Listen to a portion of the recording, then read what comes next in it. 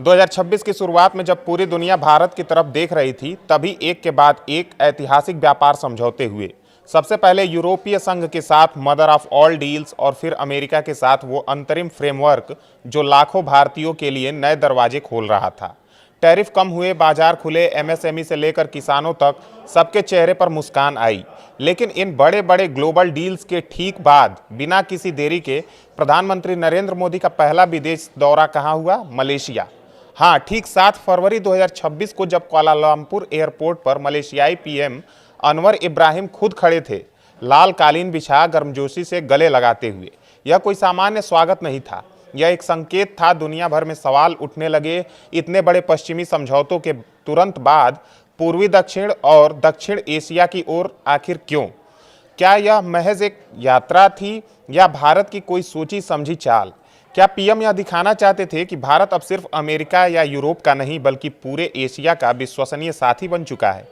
क्या मलेशिया के semiconductor hub, defence deals और इंडो पैसिफिक में चीन के बढ़ते दबाव के बीच यह यात्रा एक संतुलन बनाने का मास्टर स्ट्रोक है, या फिर इसके पीछे कुछ और गहरा राज है, जैसे कि ट्रस्ट को भारत की सबसे मजबूत मुद्रा बनाने का संदेश जो पीएम मोदी ने खुद मलेशिया में दोहराया?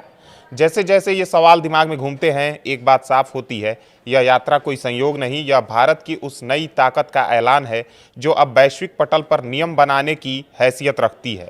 लेकिन असली कहानी क्या है? आइए देखते हैं। इन बड़े व्यापार समझौते के तुरंत बाद मलेशिया पहुंचने का फैसला कितना रणनीतिक और कितना रोमांचक था। नमस्कार, मैं ओमकार पांडे और स्वागत है आपका न्यूज 18 राजस्थान के डिजिटल प्लेटफॉर्म पे। 27 जनवरी को भारत और यूरोपीय संघ यानी ईयू के बीच एक ऐतिहासिक मुक्त व्यापार समझौते पर हस्ताक्षर हुए, जिसे मदर ऑफ ऑल डील्स कहा जा रहा है। यह समझौता लगभग 2 दशकों की बातचीत के बाद हुआ और यह दुनिया का सबसे बड़ा मुक्त व्यापार क्षेत्र बनाता है, जिसमें लगभग 2 अरब लोगों की आबादी शामिल है। समझौते के तहत भारत ईयू के 96.6% निर्यातों पर टैरिफ कम करेगा या खत्म करेगा, जबकि ईयू भारत के निर्यातों पर भी ऐसा ही करेगा। इसमें भारत के श्रम गहन क्षेत्र जैसे कि टेक्सटाइल, चमड़ा, जूते, चाय, कॉफ़ी, मसाले, खेल के सामान, खिलौने, रत्न और आभूषण को बड़ा फायदा मिलेगा। ईयू के साथ व्यापार 2024-25 में पहले से ही $136.5 बिलियन का था और यह समझौता इसे दुगुना करने का लक्ष्य रखता है। लेकिन यह सिर्फ व्यापार नहीं है, इसमें निवेश, सुरक्षा, भौगोलिक संकेतक जैसे कि जीआई और पारदर्शिता पर भी जोर है, जो भारतीय किसानों और एमएसएमई को सुरक्षा प्रदान करता है।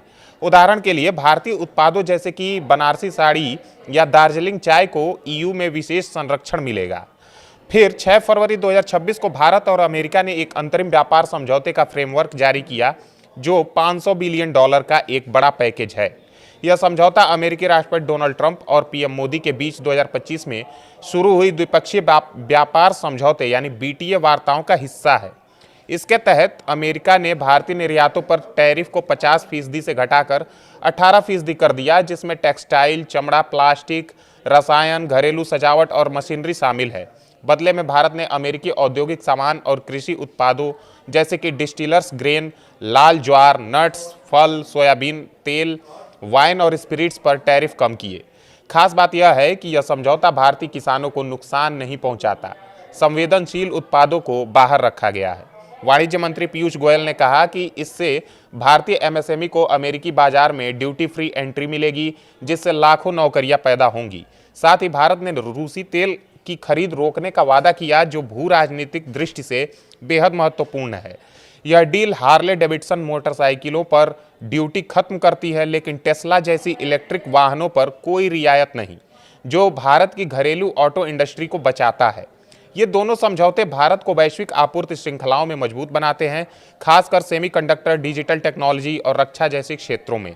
लेकिन इनके तुरंत बाद पीएम मोदी की मलेशिया यात्रा क्यों? जवाब भारत की एक्ट ईस्ट नीति और एशियाई क्षेत्र में बढ़ते प्रभाव में छिपा है। मलेशिया भारत का महत्वपूर्ण साझेदार है और 2024 में दोनों देशों ने अपनी साझेदारी को कॉम्प्रिहेंसिव स्ट्रेटेजिक पार्टनरशिप में अपग्रेड किया था। पीएम मोदी की यह यात्रा 7 से 8 फरवरी को हुई, जो अमेरिका और ईयू के डील के ठीक बाद है। यह कोई संयोग नहीं है, यह एक रणनीतिक कदम है जो दिखाता है कि भारत अब वैश्विक व्यापार में एक ट्रस्टेड प्लेयर है और दक्षिण पूर्व एशिया में अपनी स्थिति को मजबूत करना चाहता है। पीएम मोदी 7 फरवरी को कुआलालंपुर पहुंचे, जहां मलेशियाई पीएम अनवर इब्राहिम ने एयरपोर्ट पर उनका स्वागत किया। यह एक दुर्लभ सम्मान था जो दोनों देशों के बीच गहरे संबंध को दर्शाता है। अगले दिन 8 फरवरी को पुत्रराजया में औपचारिक स्वागत हुआ, जिसमें गार्ड ऑफ ऑनर और द्विपक्षीय वार्ताएं शामिल थी। दोनों नेताओं ने व्यापार, निवेश, रक्षा, सुरक्षा, श्रम, पर्यटन, कनेक्टिविटी, कृषि और शिक्षा पर चर्चा की। कई एमओयू साइन हुए, जिनमें स्वास्थ्य, राष्ट्रीय सुरक्षा और श्रम सहयोग शामिल है। पीएम मोदी ने कहा कि मलेशिया उनकी 2026 की पहली विदेश यात्रा है और उन्होंने अनवर को पिछले साल आसियान समिट में न आने के लिए माफी मांगी। उन्होंने वादा किया कि दोनों देश आतंकवाद विरोध, खुफिया साझा और समुद्री सुरक्षा में सहयोग बढ़ाएंगे।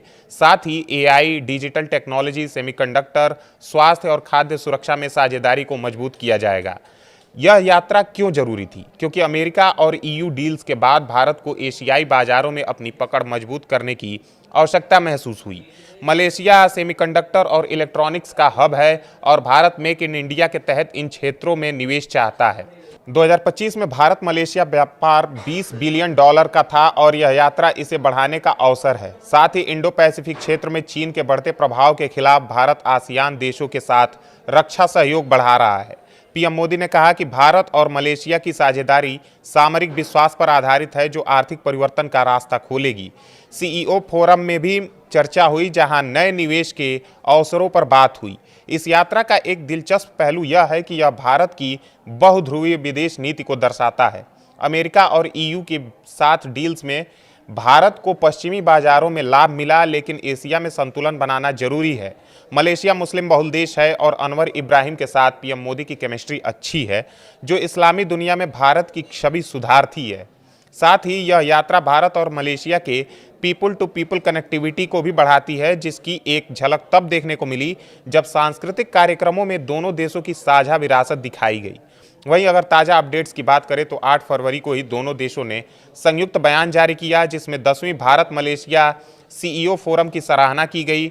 इसमें ऊर्जा, कृषि, स्वास्थ्य और संस्कृति पर जोर है। पीएम मोदी ने कहा कि भारत की आतंकवाद नीति स्पष्ट है, कोई दोहरा मापदंड नहीं और कोई समझौता नहीं। अनवर ने कहा कि दोनों देशों में व्यापार, निवेश, कनेक्टिविटी और रक्षा में सहयोग बढ़ाएंगे। यह यात्रा 1957 से चली आ रही दोस्ती को मजबूत करती है और 2024 की स्ट्रेटेजिक पार्टनरशिप को आगे ले जाती है।